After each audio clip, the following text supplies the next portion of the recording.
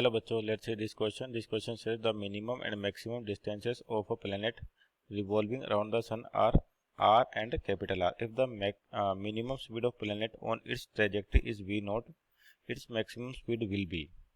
तो देखिए आपके पास ये जो क्वेश्चन है बेसिकली किस पर बेस्ड है आपके पास जो प्लेनेटरी मोशन पे, यानी कि की कॉन्सेप्ट करें इसके लिए, की कॉन्सेप्ट पर बेस्ड है प्लेनेटरी मोशन, यानी कि और उसको कौन डिफाइन करता है, केपलर्स लॉ, यानी कि इसको कहेंगे Kepler's law of planetary motions, Kepler's law of planetary motions. तो केपलर्स के अकॉर्डिंग क्या होता है कि कोई भी आपके पास प्लेनेट है वो सन के अराउंड क्या करता है, जैसे आपके पास सन है, कोई भी प्लेनेट आपका सन के अराउंड क्या करता है, एक एलिप्टिकल पाथ फॉलो करता है, जहां पर सन क्या होगा उसके किसी एक फोकस पर, जो आपका एलिप्स होता है उस पर क्या होता है, आपके पास दो फोकस पॉइंट होते हैं, इनको फोकाई कहते हैं। तो आपके पास सन क्या होता है, किसी एक फोकस पे प्रेजेंट होता है उसके। अब यहाँ पर क्या होता है कि एक तो मैक्सिमम डिस्टेंस होती है आपके पास और एक मिनिमम डिस्टेंस होती है।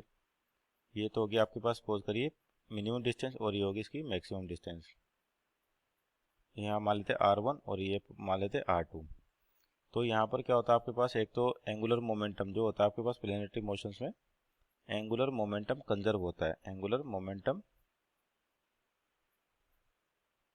कंजर्व्ड,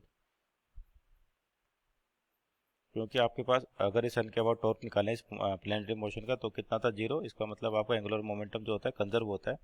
और यहाँ पर इसने बोल रखा है कि जो मिनिमम स्पीड है वो क्या होती है, v नॉट है। तो आपके पास जो मिनिमम स्पीड है यानी कि एंगुलर मोमेंटम कंजर्व करें, यहाँ पर मास ऑफ प्लेनेट कितना m है आपके पास मान लीजिए, तो यहाँ पर स्पीड बोल दी अपन ने v1 है और यहाँ पे स्पीड बोल देते v2 है आपके पास।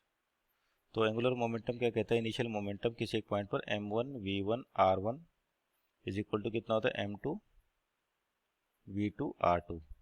तो यहाँ मास तो बराबर है तो कैंसिल आउट हो जाएगा, यानी कि वेलोसिटी क्या होती है, इनवर्स ऑफ होती है रेडियस की। इसका मतलब जहाँ पे डिस्टेंस ज़्यादा होगी वहाँ पर वेलोसिटी क्या होगी आपके पास है। तो डिस्टेंस आपको दिख रहा होगा v डॉट आर क्या है, कॉन्स्टेंट है। इसका मतलब v ज़्यादा होगा तो r कम होगा, r ज़्यादा है तो v कम होगा, यानी कि जो मिनिमम स्पीड होगी आपके पास वो v2 होगी और इसकी वैल्यू दे रखी है अपने को v not.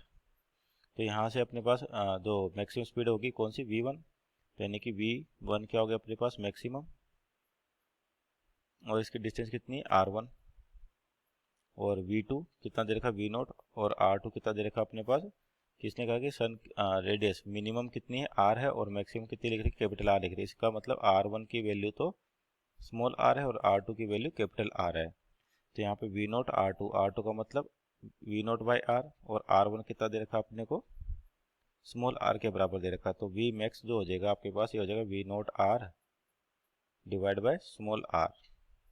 So our final answer is v not r divide by r। तो देखिए ऑप्शन नंबर 2 आपका, ऑप्शन नंबर 1 आपका right. Hope you understood well, best of luck.